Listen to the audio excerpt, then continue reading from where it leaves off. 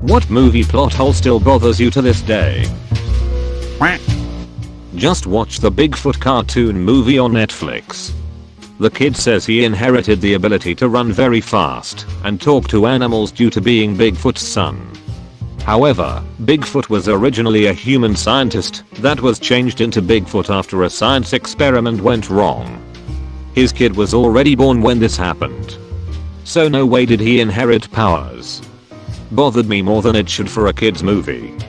I'm pretty sure the experiment happened before the kid was born, but that movie is already pretty weird. Like, why doesn't he just let the bad guys take his DNA? What will it do? How is it bad? No one knows. Limitless. You're telling me that essentially the smartest person in the world that took a $50,000 loan from some mafia and then turned that into millions in like a few days through some crazy investing scheme was unable to have the foresight to pay back the loan shark on time. It was explained in the movie, he was just too focused on making money and he forgot. Yeah, okay. The dude remembering a random book he glanced at 20 years ago simply forgot to pay a loan he took out a few weeks ago. This always bothered me too, but my headcanon around that is the limitless drug is explicitly shown to increase risk-seeking behavior. So he wasn't just focused on making money, but on doing it in the most high-risk, dangerous way possible. Talk your way into a safe, low-risk loan. Nope. Borrow money from a violent loan shark. Hell yeah. Pay the loan shark back once you make your nut in the market? Meh. Stiff the shark and see if you can get away with murder? Duck yeah. YOLO B asterisk TCHES. So even if he didn't intend to, he may have inadvertently been doing things unnecessarily dangerously for the thrill of the challenge. Not exactly a plot hole, more like a gap in logic, but in Minority Report, when Tom Cruise's character gets flagged for committing a future murder, pre-crime doesn't disable his permissions or security clearance. Like, this organization is literally ahead of its time, but they don't think to revoke his clearance.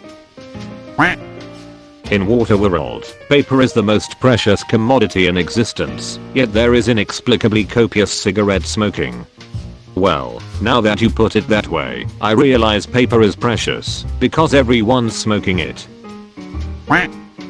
In Polar Express, the kid who almost misses a train never gets gifts from Santa for Christmas, presumably because his parents can't afford presents, meaning either A, Santa isn't real, or B, Santa hates poor people. But at the end of the movie the main kid gets the bell from Santa directly, so canonically Santa said duck that kid in particular, I guess. This has haunted me for decades. My mom loves the movie, says he didn't believe in Santa before. Cinderella has always bothered me. We are supposed to believe the prince falls in love and remembers nothing about this woman. No one remembers her face, hair color, nothing. Also, why didn't the shoes disappear? Fairy godmother was just ducking with Cinderella and the prince. One explanation could be that everything gets transformed back after midnight. The gown becomes her work clothes, the carriage a pumpkin, and the horses the mice, etc. The only thing that the fairy godmother does not transform, and in fact materializes out of thin air, are her glass slippers. They have nothing to transform back into. Ras Al Ghul standing next to a microwave emitter, explaining it turns the water in pipes 100 feet away into steam, but apparently isn't strong enough to turn the water in his body into steam when he's standing 10 inches away. See also, TDK, examining a bullet hole and being able to pull a fingerprint off of the fragments of bullet used to create the hole. But in order to reverse engineer the fragmentation pattern, he test fired a bunch of random bullets from a minigun that can somehow produce the same results as a handgun or rifle, or both at the same time. And if that's not silly enough, a fingerprint wouldn't be on the bullet. When you insert a round into a magazine, you press down on the casing, not the bullet itself. And if that still isn't silly enough, the Joker planned for the possibility and so left a distraction at the address where the magic fingerprint would lead. Don't get me wrong, I love the movie as a whole, but that little segment was bonkers. Pickard could have left the Nexus and gone to any place at any time, and he chose to go with an unarmed elderly man to fist fight a guy on a mountain minutes before a Doom rocket launches. I can think of about 500,000 better strategies. Just another inconsistent application of the Prime Directive. The worst part of Trek IMO. The idea is that they allow less advanced cultures to advance without interference, but they still constantly send down disguised researchers to study them in person. When a researcher is inevitably discovered, they are suddenly okay with massive amounts of interference to extract them, in some cases setting back a culture that was ready to discard its superstitions by centuries, when they pretend to be magical men here to bring their friend home. And then in other cases they adhere to the Prime Directive, even though doing so literally pushes the culture in question to extinction. In one episode they find a planet that's about to lose its entire atmosphere. I don't remember why, but it's deemed too primitive to contact semi-industrial, so they just sit back and watch millions of people suffocate with scientific detachment. Did they really think that was better, on any moral or ethical basis, than contaminating their culture by giving them an oxygen generator or something? In the end, one crew member defies orders by transporting the people of a local village into the holodeck, where he simulates local conditions until they can be transplanted to a similar planet without them even knowing they left home, and it still takes hours of debate before the captain agrees that fine, we'll take them somewhere they can survive instead of dumping them back on the planet that now has no air for them to breathe. Great episode. It was Worf's human brother who beamed them to the holodeck. You're right though, Prime Directive is supposed to be a strict rule, but they bend and break it so much it lost all meaning. I figured it was a way for writers to explain why humans never were contacted directly in our past, yet our galaxy, in their world, is massively populated throughout time with civilizations far more advanced than even the Federation. The Purge always annoys me, because you can literally just leave the country or defraud to get richer, but instead people just turn into serial killers. I think they tried to address this in the prequel The First Purge. People started having street parties and there was a generally good vibe, until the company overseeing the study deployed mercs to start the killing. If I remember, the person that created the Purge as a social experiment was intended as a form of anger and stress relief, but the NFFA wanted to use it as a form of population control, so the poorer communities would kill each other off, and the rich would be richer from it. How the duck did Palpatine get the crew for the 1,000 Star Destroyers? Did he have the Sith Eternal duck themselves enough times to have like an extra 6 million people to pilot them? How did he even get the raw material for that shit anyway? They spent all of Rogue One setting up this explanation that the Death Star is powered by kyber crystals, which are rare and difficult to find. The Empire mines an entire planet for years to get enough kyber crystals to just begin the project. They spent all of the art explaining how long it takes to build and rebuild the Death Star.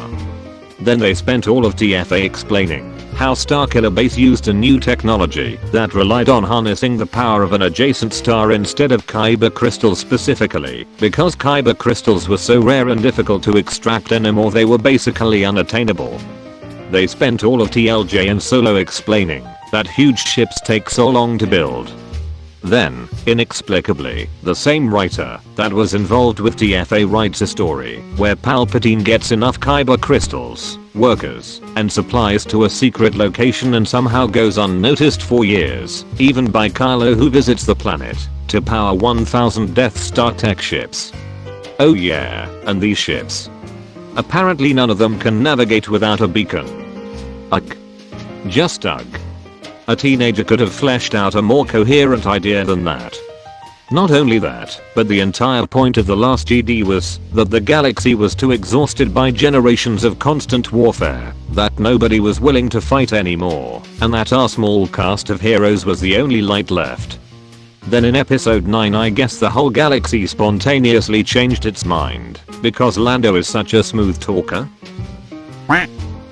How did Isma and Krank get back to the palace first? By all accounts, it doesn't make sense. I love the Spanish translation for this line. Krank says it was thanks to the magic of movies. Como fu, Krank? No SE. No Pinsoxi por la magia del cine. In Ant-Man, they claim that mass stays the same, and only the distance between atoms changes, yet he is quite obviously much lighter when smaller. And he wouldn't be able to throw punches when that small. He wouldn't have enough leverage to do so, his muscles would be too small, and even if he could exert enough force to throw them back like with a normal punch, his tiny little hands would just punch through their flesh, like stabbing someone with a pencil. Ant-Man is super inconsistent about that. He cracks the bathroom tile, which is accurate for a 182 200 pound weight on an ant-sized impact. But later he runs on a person's gun as they are holding it. He rides on ants that should be crushed. He punches people while tiny and doesn't blow a hole through them. In later movies he gets huge and is heavier and stronger. Try not to think about it. In Signs the aliens are shown to be allergic to water and that it burns them badly. Doesn't seem to stop them running around a central US, dew-covered cornfield in the middle of the night for the first half of the film though. Edit. Okay, so I just got home from work and this has exploded, haha. Thanks for all the comments telling me they are actually demons. One comment would have done, not hundreds. Do you guys not read previous replies? Hahaha. Also I can spot the Warhammer fans calling them demons. Not to mention the fact they have interplanetary travel, but don't think to first analyze the chemical/molecular content of Earth and realize it is made up of 70% of a substance harmful to them before landing. Back to the Future Second is one of my all-time favorite movies, but the entire plot doesn't make sense. Why would they need to go into the future to prevent Marty Jr. from doing the horrible thing he does? When they go back to their present it's going to undo it anyway. Why wouldn't they just wait and then try to prevent him from doing it when the time comes? Why didn't Jaffa just hypnotize Aladdin and Jasmine like he did the Sultan? The Sultan is an absolute idiot. Maybe it only works on stupid people. I think this is the answer. Even the Sultan is shown to be able to break out of the hypnosis at first due to his willpower. I don't think Jaffa was powerful enough to hypnotize anyone smarter and with more willpower. I also think it worked on the Sultan because he was so trusting of Jaffa and open to his suggestion in the first place. Also, Jaffa had been his advisor for a while. He may have been conditioning the Sultan for hypnosis. Meanwhile, Jasmine never liked him, so he wouldn't be able to get her relaxed and trusting enough to start a long hypnosis process, and he'd only just met Aladdin, so not enough time. In the opening sequence of Star Trek Into Darkness, if you're trying to hide the Enterprise from a primitive civilization, why would you hide it underwater right next to their settlement? Why not hide it, you know, in space? Marty's family at the end of Back to the Future, there's no way they would be living in the exact same house if his father turned into a totally different, more successful person. And would you hire the guy who tried to rape your wife in HS and that you punched out to wax your cars? Honestly? The house I can excuse. Maybe they bought that house when they were super young and George didn't see success until a bit later, so they just remodeled. Hiring Biff is a questionable decision though, never thought about it until you brought it up. Edit. I also don't see George hiring Biff as an ego trip. George isn't a psycho, he's a good guy. I always thought of George being Biff's boss as the way George kept his thumb on Biff so Biff didn't go thinking too highly of himself. George makes Biff call him Mr. McFly. How does Hank Pym carry a tank on his keychain if the mass of a shrunken object stays the same? He's secretly super jacked. He shrunk down muscles so they fit into his body. Why didn't Doctor Strange just use one of his dimensional portals to chop on Thanos' hand or head in Infinity War? Yes, I know the director said something about Thanos being too tough, but I think it's just an excuse. Maybe if they showed Strange trying and failing, it would have been fine. This literally could have been a 0.75 second flash in a 5-second montage of Doctor Strange trying various ways of killing Thanos while going through his multiple possibility thing in Infinity War. That's how easy it would have been to address this. At the beginning of the third Harry Potter movie it shows him practicing Loomis. Is he or is he not doing magic outside of school, which is expressly banned and mentioned time and time again? I never got around to reading the books. At the end of Saw, Kari Elwes' character tries desperately to grab the ringing mobile phone, which is only centimeters out of reach. When he realizes he can't, he takes off his shirt to use as a tourniquet to cut off his foot, instead of using his shirt to reach the goddamn phone. Frankly, Kari Elwes is even more ridiculous in the last film. Sure, a man puts your wife and daughter in danger and very close to all three of you being killed, but let me team up with him and help him set up brutal death traps. Even thought I show no signs of being okay with killing. Somehow Palpatine has returned. I never objected to Palpatine being brought back, but how they did it was so lazy. There should have been some subtle hints in the first movie. The second should have ended with his return and him dealing a huge blow to the heroes, who start to doubt themselves and turn on one another as a result. And the third should have seen the heroes just barely snatch victory from the jaws of defeat after coming back together and ending Palpatine once and for all. Instead, Palpatine was just there, chilling in his spooky man cave at the start of episode 9, despite the lack of even a mention in prior movies, with the best explanation for his presence summed up in the word somehow. No doubt the comics and TV shows will fill in the gaps as they did with the prequels, but still, it's a shame. Darwin dying in X-Men First Class. Honestly was pissed when he died. His powers can be so much fun cause he pretty much got to play by ear with whatever his powers give him to survive a situation. Comic Darwin adapts to survive Hela, goddess of death. He survived the Hulk by teleporting away. Movie Darwin can't survive a small energy ball. Not a movie, but I was irked by The Walking Dead.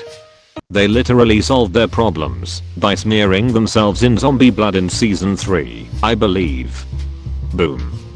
Series over. Glaring plot hole to move any further. Edit, it was season 1 not 3. The lack of bicycles is astounding. In the original Disney Beauty and the Beast, in the preamble for the story, the enchantress puts the spell on the youngster, gives him till his 21st birthday to have love reverse the curse.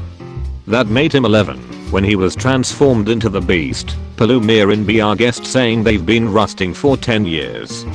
However, when Belle goes into the forbidden area, she sees a destroyed picture of the prince as a human, at his present day age. It's impossible to have a portrait of himself as a human that is any older than 11.